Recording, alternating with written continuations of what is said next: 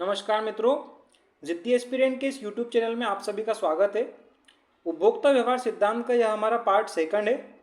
Part one में हमने उपभोक्ता व्यवहार सिद्धांत के अंतर्गत उपयोगिता के माप के दृष्टिकोण, इसके प्रकार, सीमांत उपयोगिता ह्रास नियम, इसके अपवाद, सीमाएं और सम सीमांत उपयोगिता नियम के बारे में पढ़ चुके थे।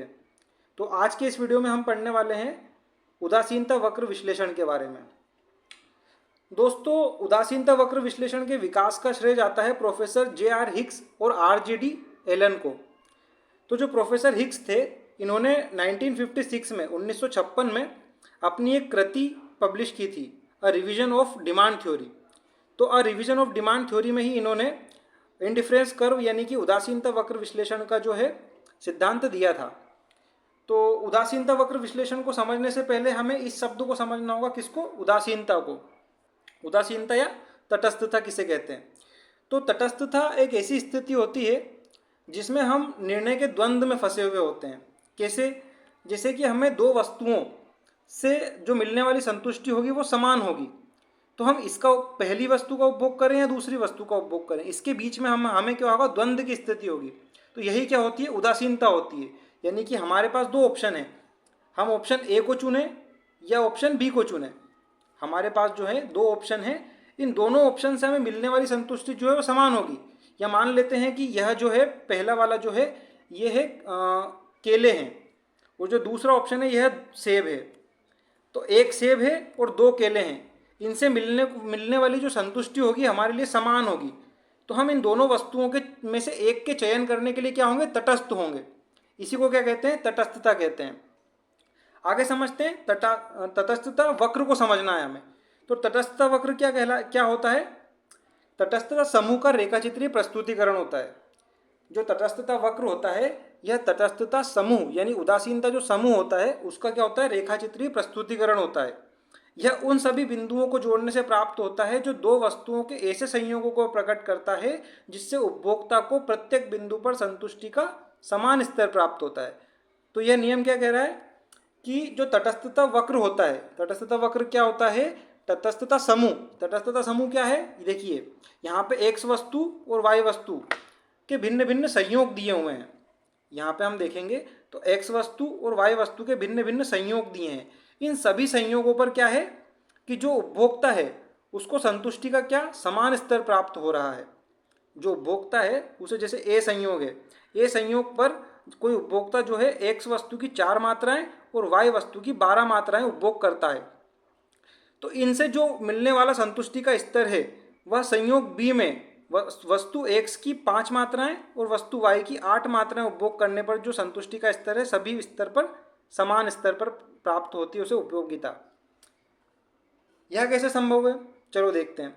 तो एक्स वस्तु की जब वह 4 मात्राएं उपभोग कर रहा है तब वह वस्तु वाई की 12 मात्राएं उपभोग कर रहा है। अब जब वो इस वस्तु की मात्राएं बढ़ाता है, एक्स वस्तु की एक मात्रा बढ़ा देता है, 5 वस्तुएं जब उपभोग करता है, तो वाई वस्तु की मात्रा क्या करता है? घटा देता है। तो जो इनसे मिलने वाली संतुष्टि थी ए स्तर से, जो बी स्तर से मिलने वाली संतुष्टि है, वो सभी समान है। यही कहने का तात्पर्य है कि जो हमारा तटस्थता वक्र है, इसके प्रत्येक बिंदु पर ये ऐसे संयोगों को प्रकट करता है जिनसे मिलने वाली संतुष्टि का जो स्तर है वह हर बिंदु पर समान होता है। जैसे कि हम यहाँ पे देख पा रहे हैं कि तटस्थता वक्र जो ये बना हुआ है हमारा आईसी, यही तो क्या है? तटस्थता वक्र है।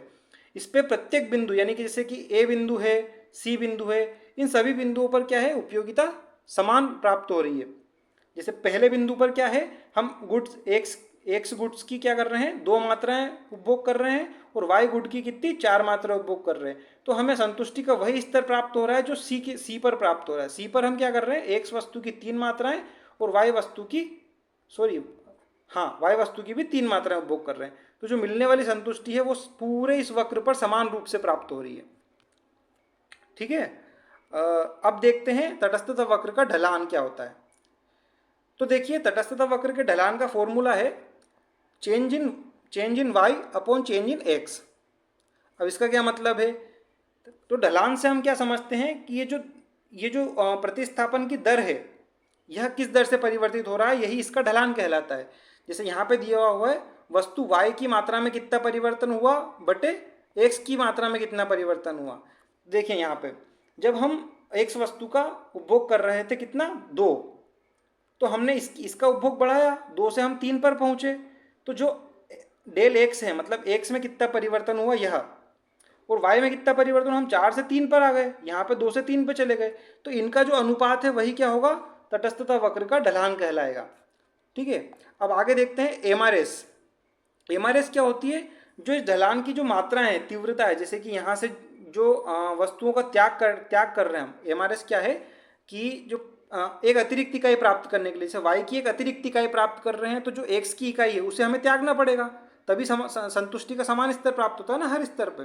तो जब हम x की अतिरिक्त इकाई चाहते हैं तो हमें y की कुछ मात्रा छोड़नी पड़ती है, तो उसकी जो दर होती है वही क्या कहलाती है, एमआरएस कहलाती है, यानी मार्जिनल रेट ऑफ सब्सटीट्यूशन कहलाती है। वस्तु y की वह मात्रा है, देखिए यहाँ पे हम पढ़ते हैं, वस्तु y की वह मात्रा जो वस्तु x की एक अतिरिक्त इकाई, यह ध्यान रखने योग्य बात है कि एक अतिरिक्त इकाई के लिए एक उपभोक्ता त्याग करने का इच्छुक होता है, तो वह दर क्या कहलाती है, एमआरएस कहलाती है, यानी कि मार्जिनल रेट ऑफ सब्सटीट्यूशन कहलाती है। आगे देखते हैं जो इंडिफरेंस कर्व था हमारा, अभी हमने इंडिफरेंस कर्व यानी कि तटस्थता वक्र जो पढ़ा है, इसकी विशेषताएं क्या क्या हैं। इसकी विशेषताएं हैं कि मूल बिंदु की ओर उन्नतोदर होता है।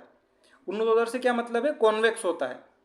जैसा कि हमने यहाँ पे देखा, जो मूल बिंदु की ओर जो हमारा तटस्थता वक्र है ये कैसा है, कॉन्वेक्स है, यानी कि ये हमारा ओरिजिन है, यह क्या है, हमारा मूल बिंदु है, और इसकी ओर ये क्या है, कॉन्वेक्स है। जैसे हमने 10th क्लास में पढ़ा होगा ना, कॉन्वेक्स कॉनकेव, तो यह क्या है, मूल बिंदु की ओर कॉन्वेक्स है।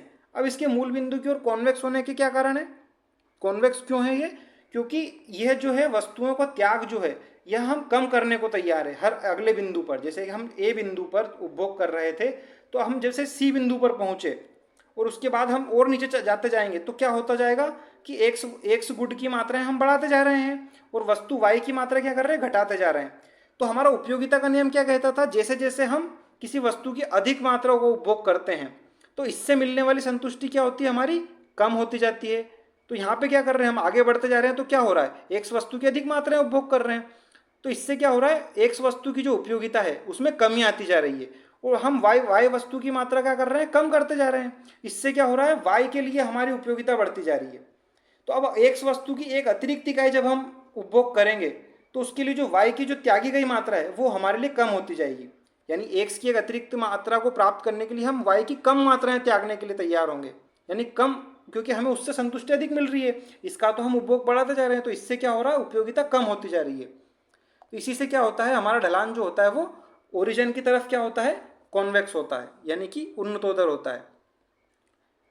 फिर अगला क्या है, उन्नतोदर होने का कारण हमने देखा यहाँ पे एमआरएस जो है वो घटती जाती है, यानी कि मार्जिनल रेट ऑफ सब्सटीट्यूशन क्या होती है, घटती जाती है।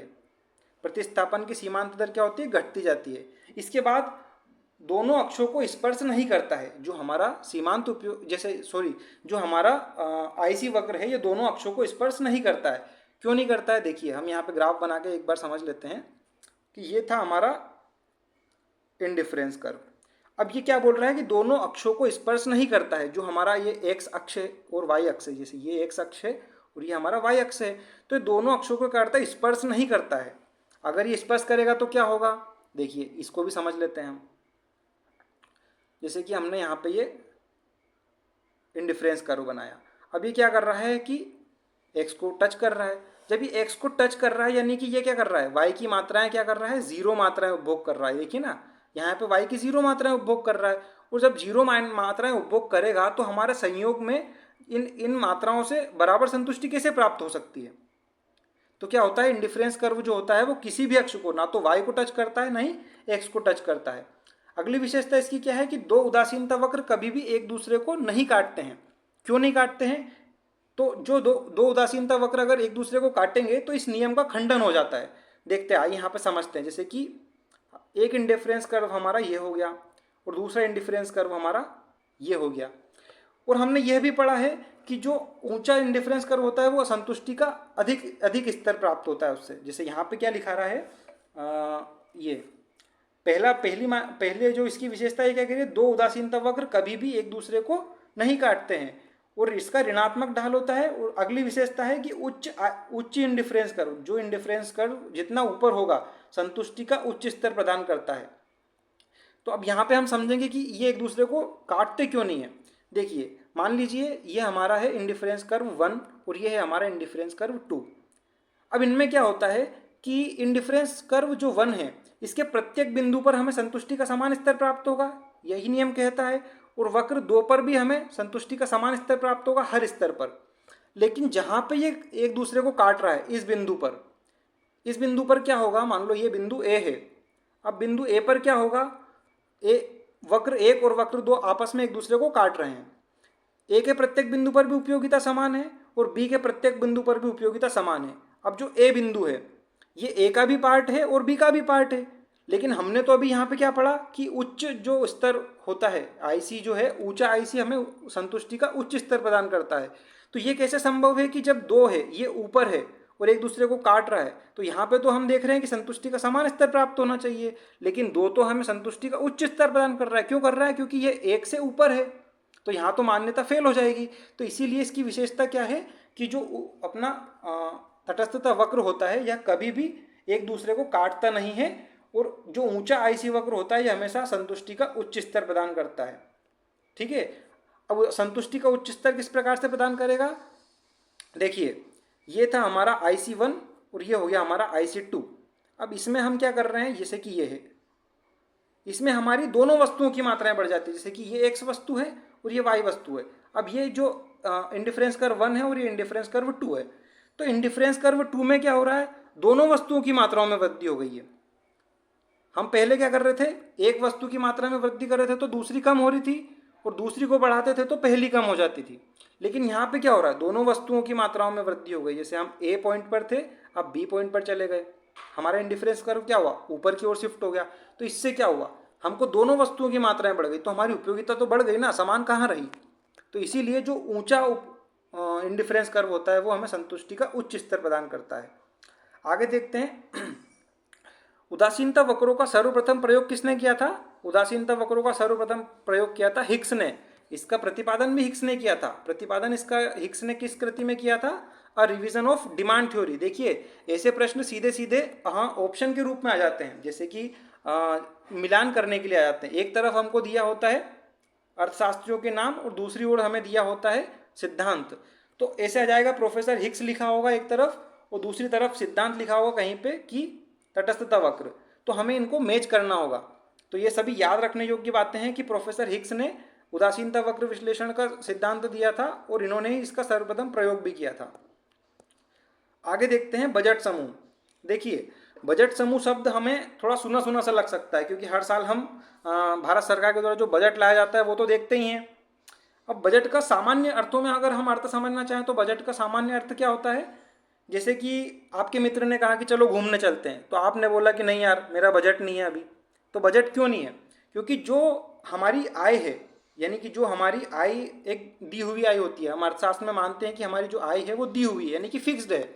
तो अब एक फिक्स्ड आय में हमारे खर्चे क्या होते हैं, अगर हम एक खर्चे को बढ़ा देंगे तो हमें दूसरे खर्चे में कटौती करनी पड़ेगी, तभी हमारी आय से उसकी पूर्ति हो पाएगी। तो बजट समूह क्या क्या प्रदर्शित करता है कि जो हमारे पास आय दी हुई है उस दी हुई आय में ही हम क्या करते हैं, दो वस्तुओं के एक ऐसे समूह के प्राप्य संयोगों को प्रकट करता है जब प्राइस और इनकम दी हुई होती है। यानी कि अगर फिक्स प्राइस है और इनकम दी हुई है तो दो वस्तुओं के उन विभिन्न संयोगों को प्रकट करेगा, उन विभिन्न संयोगों को प्रकट करेगा जो हम उस दी हुई आय से प्राप्त कर सकते हैं। जैसे कि हमारी आय मान लेते हैं हम फॉर एग्जाम्पल कि हमारी आय है 20 रुपये और हमारे पास है दो वस्तुएं, ए वस्तु और बी वस्तु। अब जो ए वस्तु है इसका प्राइस है 2 रुपये और बी वस्तु का प्राइस है 1 रुपये। अब हमें करनी है इसकी शॉपिंग। तो जो ए वस्तु है इसकी हम इसमें कितनी मात्राएं खरीद सकते हैं, ज़्यादा से ज़्यादा 10 मात्राएं खरीद सकते हैं, ठीक है। और बी वस्तु की कितनी मात्राएं खरीद सकते हैं, बी वस्तु की हम 20 मात्राएं खरीद सकते हैं 20 रुपये में। तो अगर सारी की सारी इनकम अगर हम ए वस्तु को खरीदने पे खर्च कर देंगे तो फिर हमारे लिए बी वस्तु को खरीदने के लिए कुछ भी नहीं बचेगा। अगर बी वस्तु भी हमें खरीदनी है तो हमें ऐसे संयोग को चुनना पड़ेगा जिसमें फिर बी वस्तु अगर बढ़ाई तो ए वस्तु घट जाएगी और ए वस्तु को अगर बढ़ाएंगे तो बी वस्तु घट जाएगी। तो हमें क्या होता है, इनकम जब दी हुई होती है तो बजट समूह क्या होता है, या तो हम पूरी इनकम खर्च करेंगे या तो इनकम से कम खर्च करेंगे। तो जो हमारा समीकरण बन के आएगा, देखिए यहाँ पे जो समीकरण दिया हुआ है इस समीकरण में एक चीज़ आप नोटिस करेंगे कि जो साइन दिया हुआ है हमें, जो साइन दिया हुआ है, ये काय का साइन दिया हुआ है, लेस देन और इक्वल टू, इनकम से कम या पूरी इनकम खर्च करेंगे। इनकम से ज़्यादा तो हम खर्च नहीं कर पाएंगे बजट समीकरण के अंतर्गत। अब बजट समीकरण क्या है हमारा कि प्राइस ऑफ एक्स, यानी कि पहली वस्तु की प्राइस ऑफ वन और एक्स, मतलब प्राइस और एक्स जो गुड्स हैं, गुड्स की कितनी मात्राएं खरीदी। मान लो पहली वस्तु का प्राइस था और इसकी मात्राएं, दूसरी वस्तु का प्राइस और इसकी मात्राएं, इनका गुणा करके इनको सम जब हम करेंगे तो जो इनकम है उससे या तो कम होना चाहिए या उसके बराबर होना चाहिए, तभी हमारा क्या होगा, बजट समूह बनेगा। तो यह क्या हो गया, हमारा बजट समूह का समीकरण हो गया। इसके बाद हम देखेंगे बजट रेखा। देखिए बजट समूह और बजट रेखा में मेन अंतर क्या होता है कि बजट समूह के अंतर्गत हम क्या होता है, या तो पूरी इनकम खर्च कर सकते हैं या इनकम से कम भी खर्च कर सकते हैं। यहाँ पे लेस देन और इक्वल टू लगा हुआ है, मेन बात हमें यही ध्यान रखनी है। और जो बजट रेखा का समीकरण होगा इसमें इज इक्वल टू का साइन होगा, यानी कि बजट रेखा के अंतर्गत क्या है, पूरी की पूरी इनकम हम खर्च करते हैं, क्योंकि रेखा के ऊपर हम है ना, रेखा के ऊपर किसी भी बिंदु पर। देखिए बजट रेखा को समझते हैं। यह क्या होता है, बजट रेखा जो होती है यह दो वस्तुओं के ऐसे संयोगों का समूह होता है, ऐसे संयोगों का समूह को व्यक्त करती है जब प्राइस व इनकम तो दी हुई होती है और उपभोक्ता क्या करता है, समस्त आय उन संयोगों पर खर्च कर देता है। जब उपभोक्ता समस्त आय खर्च कर देता है तो हमारा जो संयोग होगा वो कहाँ होगा, हमारा जो संयोग होगा वो बजट रेखा के ऊपर होगा, जब हम पूरी की पूरी आय को खर्च कर देंगे तब।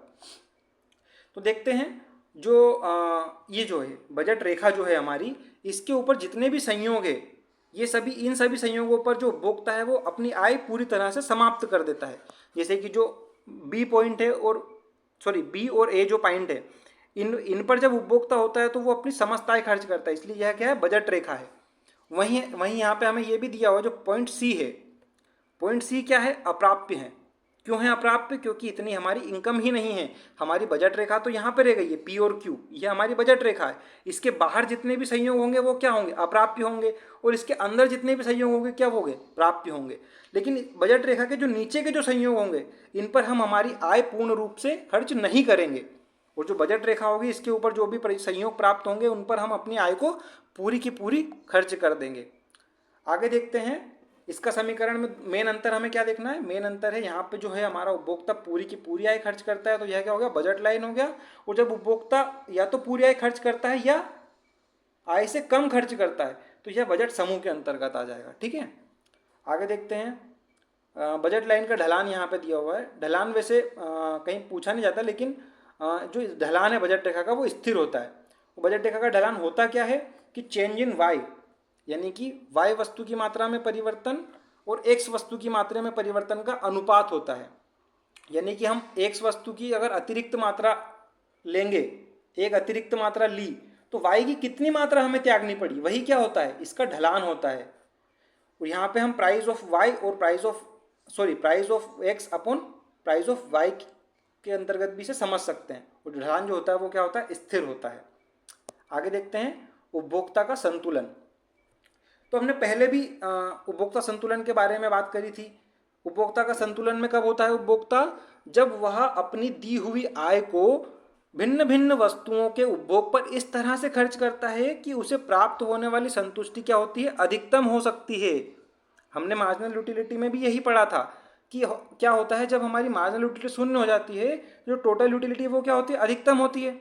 और उपभोक्ता का जो वो होता है, लक्ष्य होता है, वो क्या होता है, अपनी उपयोगिता को अधिकतम करना।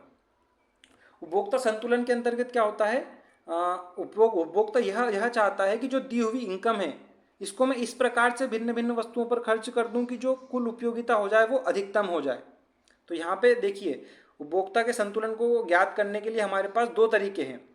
पहले तरीके में क्या है, एक वस्तु की स्थिति में हम उपभोक्ता का संतुलन कैसे प्राप्त करेंगे, और दो वस्तुओं या उससे अधिक जब वस्तुएं होंगी तो उस स्थिति में हम संतुलन किस तरह से प्राप्त करेंगे। देखिए समझते हैं। जैसा कि यहाँ पे दिया हुआ है, यहाँ पे दिया हुआ है मार्जिनल यूटिलिटी विश्लेषण, सीमांत उपयोगिता विश्लेषण के माध्यम से हम उपभोक्ता के संतुलन को समझेंगे। तो एक वस्तु की स्थिति में हम क्या करेंगे कि जो मार्जिनल यूटिलिटी ऑफ एक्स है, यानी कि जो मार्जिनल यूटिलिटी सीमांत उपयोगिता है एक्स वस्तु की, वह किसके बराबर होनी चाहिए, उसके प्राइस ऑफ एक्स के बराबर। यानी उसकी जो कीमत है वो क्या होनी चाहिए, रुपए के रूप में उस वस्तु की मार्जिनल यूटिलिटी के बराबर होनी चाहिए। यानी वस्तु अगर 5 रुपए की है और हम 1 रुपए के लिए हमारी यूटिलिटी क्या है, 1 के बराबर, 1 यूटिल्स के बराबर है, तो जो मार्जिनल यूटिलिटी ऑफ एक्स है, जिस अगर उससे हमें 5 मान लो कि हमें 5 उपयोगिता प्राप्त हो रही है 5 यूटिल्स के बराबर, तो उसका प्राइस कितना होना चाहिए, 5 के बराबर। अगर उसका 5 के बराबर प्राइस है, यानी 5 रुपए की वो वस्तु है, तो हमें उससे जो मिलने वाली संतुष्टि है 1 इकाई से, वो किसके बराबर होनी चाहिए, 5 के बराबर होनी चाहिए रुपए के रूप में।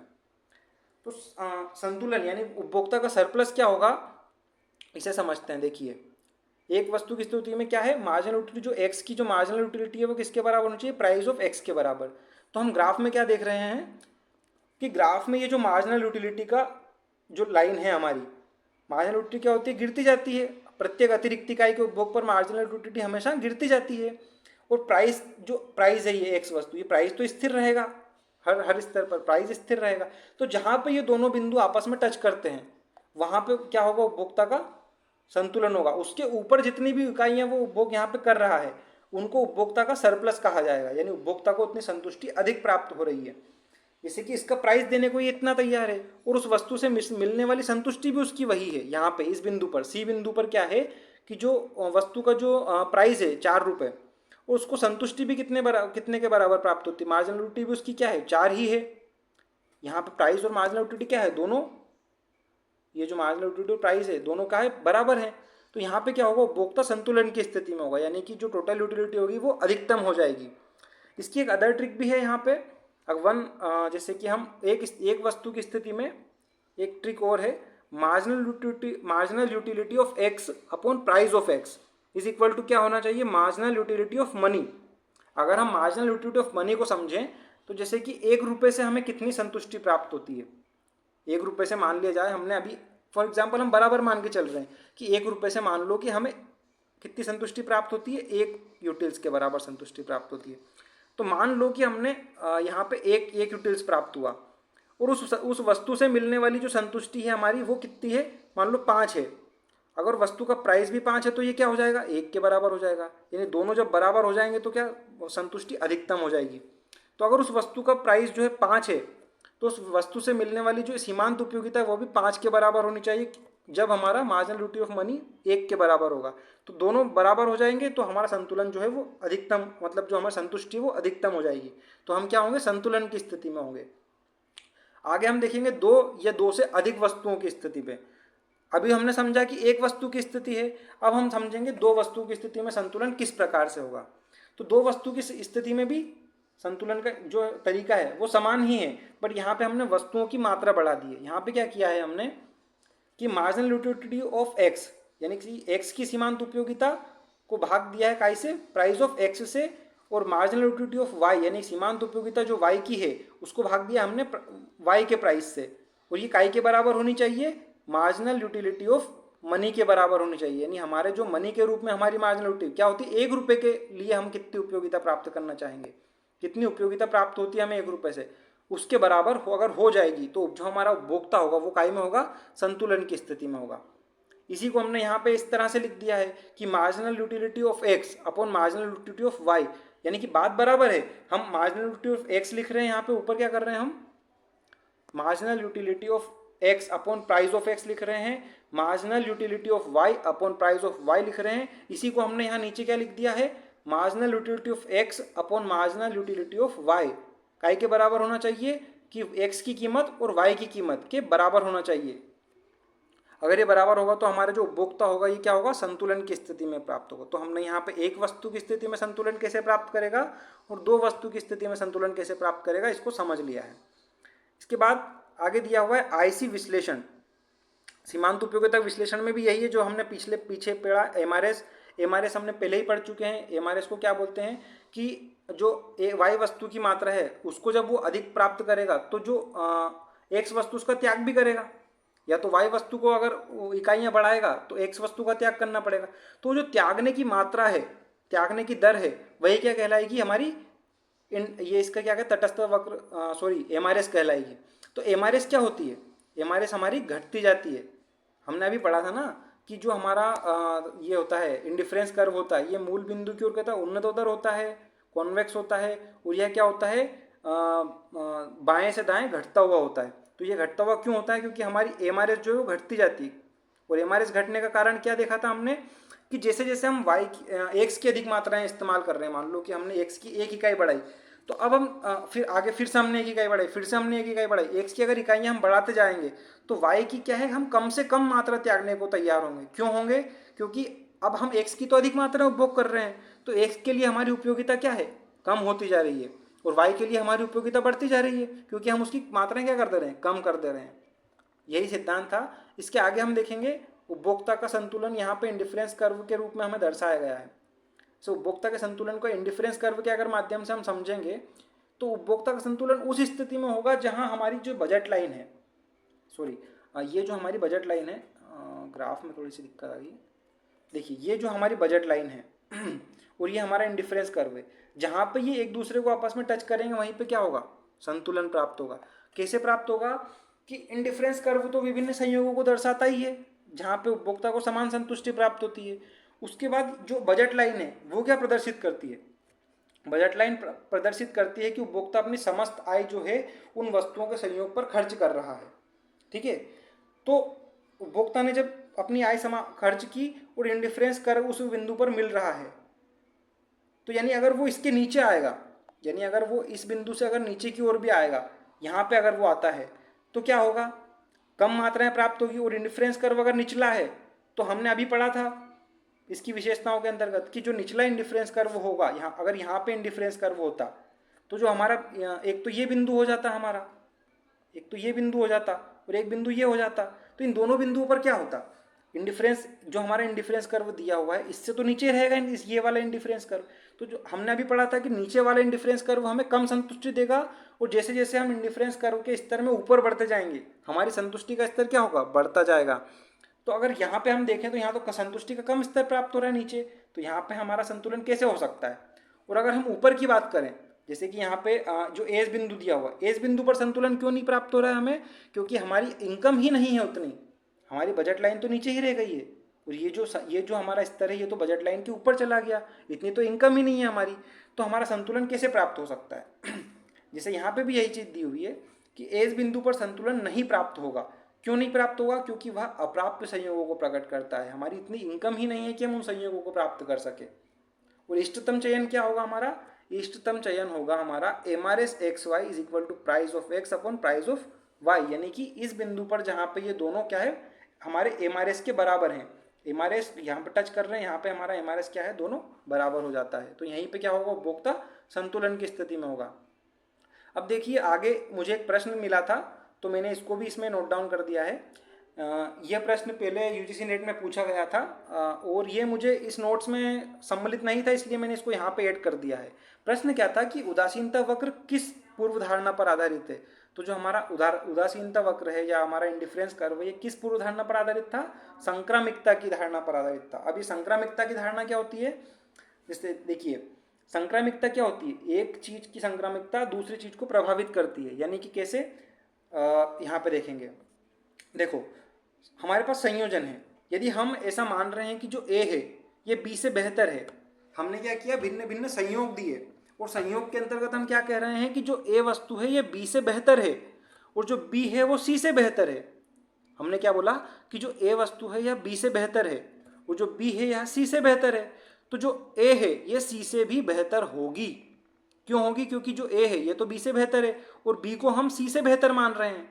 C से बेहतर है अगर B, तो A जो है ये C से ऑटोमेटिकली बेहतर हो जाएगा। तो यही नियम क्या होता है, यही संक्रामिकता होती है और यही उदासीनता के अंतर्गत भी होती है, और यही क्या होती है हमारी इसके तटस्थता वक्र के अंतर्गत, यानी वरीयता जो देते हैं हम, यही पूर्व धारणा जो है हमारी, यही वरीयता के अंतर्गत भी यही होती है और उदासीनता के अंतर्गत भी यही होती है। उदासीनता के अंतर्गत कैसे होती है, जब हम इन दोनों संयोगों के बीच में क्या थे, हम कह रहे हैं कि A जो संयोग है ये B से बेहतर है, और यहाँ हम बोल रहे हैं कि जो B संयोग है ये C से बेहतर है, तो यानी A क्या है, C से भी बेहतर हो जाएगा ऑटोमेटिकली, है ना। यही चीज़ है, तो यही चीज़ क्या कहलाती है, संक्रामिकता कहलाती है। जो हमारा उदासीनता वक्र का विश्लेषण है ये किस पूर्व धारणा पर आधारित है, संक्रामिकता की धारणा पर आधारित है। तो आज हम इस पार्ट को यहीं पे ख़त्म करते हैं, जो बाकी की चीज़ें हैं ये हम इसके अगले पार्ट में पढ़ेंगे, क्योंकि एक साथ अगर हम इतना पढ़ेंगे तो ज़्यादा लंबी क्लास भी हो जाएगी और हमें इसको रिवीजन करने में भी थोड़ी सी दिक्कत होगी। तो इसके आगे की जानकारी हम अगले वीडियो में पढ़ेंगे। तब तक के लिए आप इसका रिवीजन करें और बने रहें जिद्दी एस्पिरेंट के साथ। धन्यवाद।